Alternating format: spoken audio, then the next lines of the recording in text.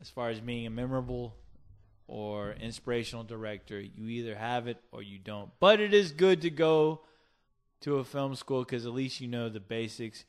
You can, and you can be a director, but more than likely you'll probably be directing Emmanuel Part 27, and it'll be shown on Cinemax. And yeah, you made it. You're making money. It's a gig, but as far as it's tough, man. That whole gig, trying to be a director, trying to make a movie that people will give a shit about, trying to make a movie where people will have a civil war and debate it. I mean, it's a tough gig, but I mean, if you know the basics, sure, anybody can make a film. I get pissed off at a lot of my friends that I've been trying to make films. I'm like, I just saw some shitty ass skin flick film on Cinemax, and yet you can barely make a goddamn 5-minute short. I mean, that's the biggest piece of shit I've seen.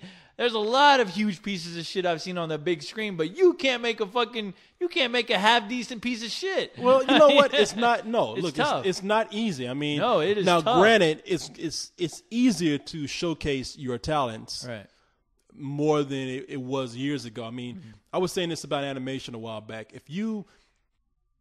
Let's say, anytime before the 90s, and I'm talking about late 90s, anytime before that, if you made animation, if you just were able to produce something, right, you were cool because animation was so hard to shoot on film. Right.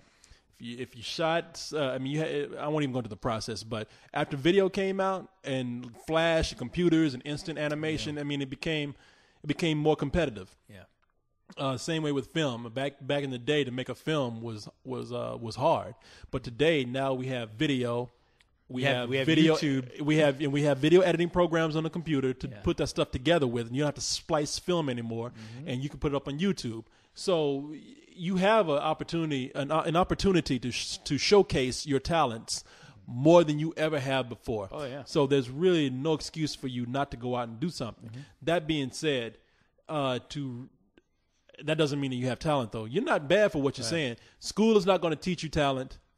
Even going to an internship is not going to teach you talent. What's going to teach you talent? I'm not one of those people who says you're born with it. I think that if anybody who has the drive and the willingness to stick to something that's hard to achieve a certain level in, you can get by. Yeah. I think everyone has at least one good film in them.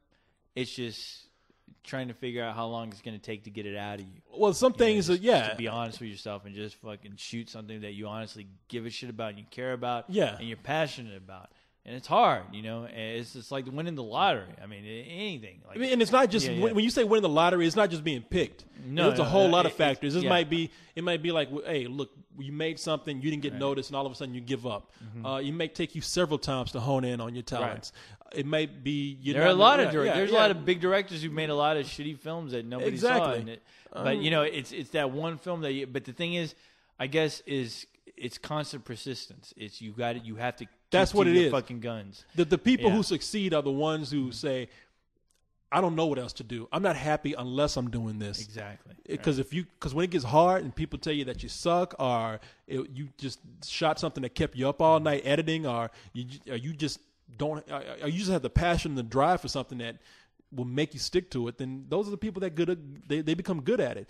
The person who wakes up one day and says, I think I want to make a film, but they kind of do it in a lackluster way. Like, I think I want to know what it's like to make a film. Because I've had a lot of friends who say, I got ideas for a film, but they're not willing to put in the work for it.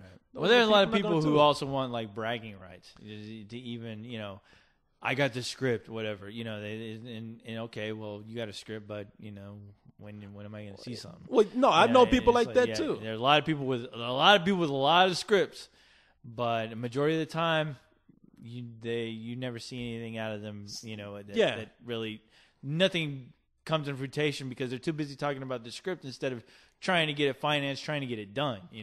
Taking the hardest steps as far as making that thing possible. Yeah, we're beating. We're really beating an issue that we've answered several times. I mean, no, I'm just saying that we've been through. We've been through. I've known people. There are doers and there are talkers. It pretty much comes down to that. If you want to do it, you'll do it. If you don't want to do it, you're not going to, and you will know when you wake up one day and realize I can't do this anymore, Right. or you become frustrated or whatever. I've known some people who just wanted that title of filmmaker, Right. Yeah. and they applied it to themselves. And I said, well, I'm the one that personally feels like you're not a filmmaker until you've demonstrated to me that that you can do this consistently over a long period of time. Yeah. And that goes with anything. That goes for people who paint, who automatically call themselves artists. I mean, you can paint, but there's a lot of kids in elementary school that are painting right now. I don't know if I'd call all of them artists, but, you just got to keep to it. If you got the passion for it, it's going to show. And through time, it'll be known if, you're dedicated to your work or not. And if you're a doer or you're just somebody who likes to talk about it. Stick to your guns. If you really care, I don't even have to tell you this.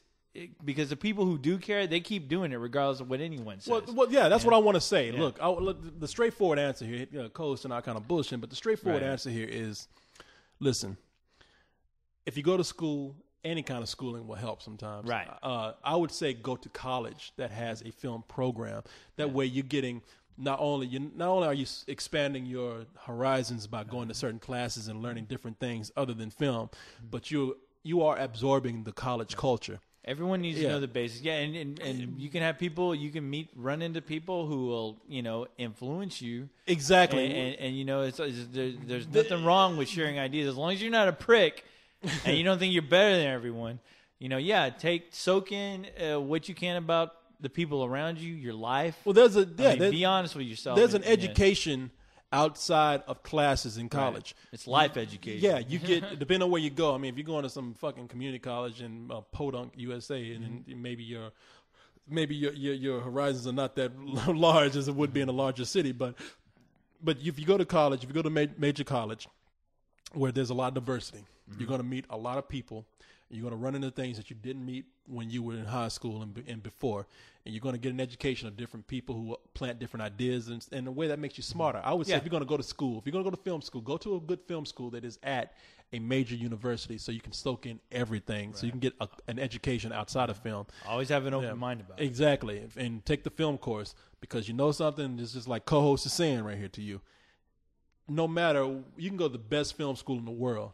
If you don't have the talent for it, I mean, there's no guarantee. There's no guarantee. If you don't have the talent for it, there's no guarantee you're going to succeed. Right. And there's some people with no talent who succeed, but you know what? They got by knowing somebody. Right. If you don't know anybody, you weren't born into it, you don't have any connections, you're really going to have some drive. Right. So go to school. I recommend you go to school. If you don't plan on going to school, you better be prepared to work your ass off and be very passionate about what you do. Yeah, be the best salesman you can be. Yeah, and there's some people who they have it. They were born to have it because I won't say they were born to have it, but they became interested in what they did and they ran with it. That is what they wanted to do. Right. Yeah. So let's see.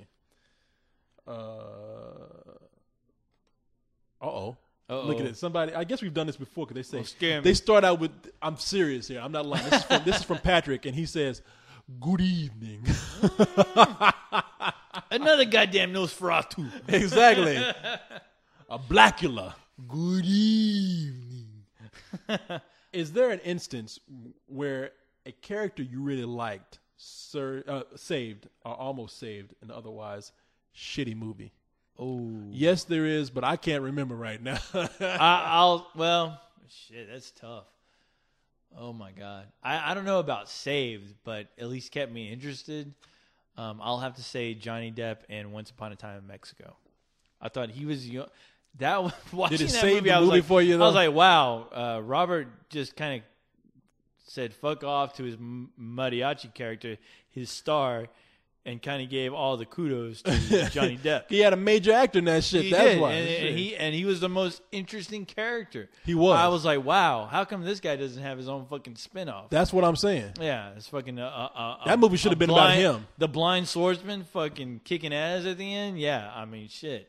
He was Johnny Depp was incredible in that film, and that will usually if that film is on, that will be the only thing that holds my interest. I'm going to say Rorschach and Watchmen No, I'm kidding. What? You motherfucker! That's the last You time I son of a tell bitch. you. You You bitch. You motherfucker. I kill you. I kill you.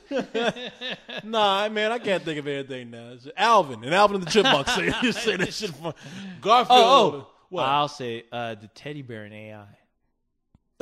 I love that little bastard. Don't ask me why. That's the only reason why I'll sit through that movie, only to watch the scenes with the teddy bear. Man, I think any movie where you have, it could be a shitty movie, but if they have a robot or some cartoon-like character. I can't help the scene where you see that fucking kid eating the spinach or whatever, and the robot comes over and tells him, "You will break."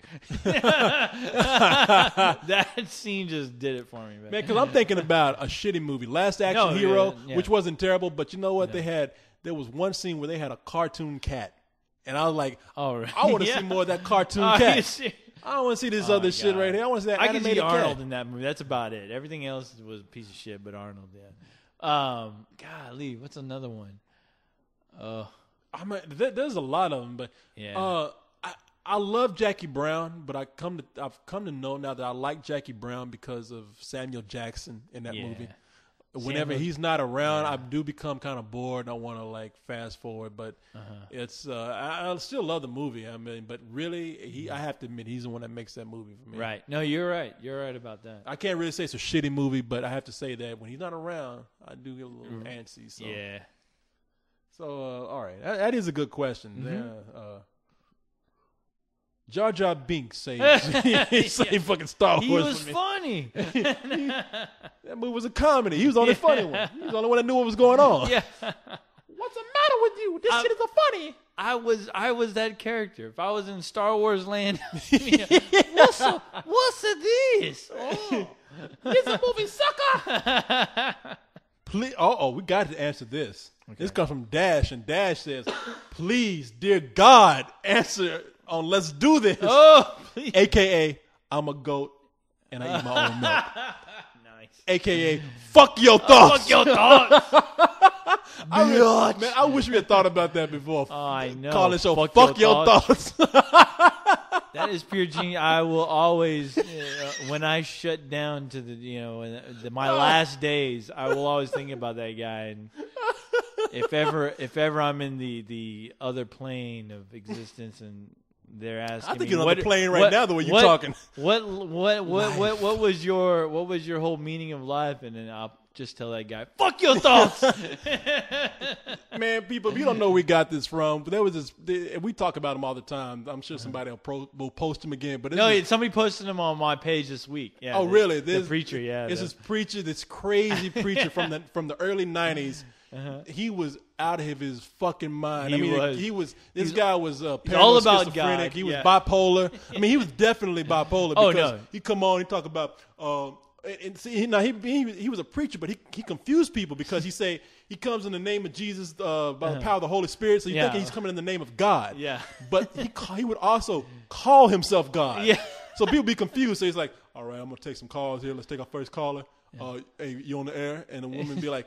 And he cursed the whole time, and the woman be like, "So if you're such a holy man, then why are you cursing?" And he'd be like, "Bitch, because I'm God, motherfucker. That's why." And it'd be like, Jesus, fuck your Christ. thoughts. Yeah, he told one dude. One dude came on, and he was just like, he's like, "Oh, this is J-Rod, a revolutionary leader." They're like, revolutionary. What you done lately for people? He's like, "Hey, brother, what you up here talking about God for? What you done for the revolution?" He's like, "What I done for? What J-Rod done lately? What J-Rod done lately, huh?" And he just hung up. "Fuck you, bitch!" and hung up the phone. And then he told the guy, he's like, "Shit, you stink to high heaven. You smell like shit."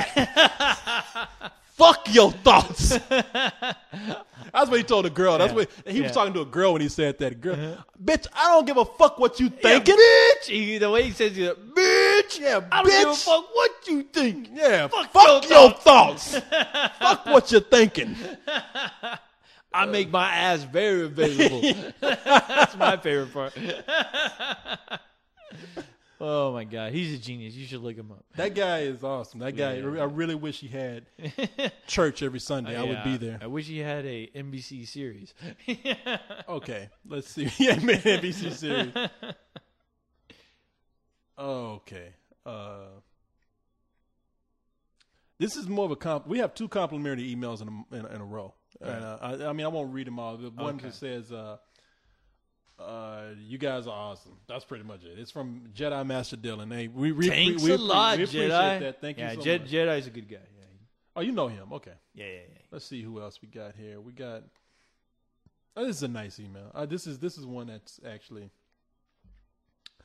Carla hates when I read these, but fuck his thoughts. Whoa! It says, this won't be a long rant, too late, but I want to thank you and the whole crew for the entertainment. With all of this Watchmen fun going on, I had to finally write you guys. It's funny that I usually disagree with you guys.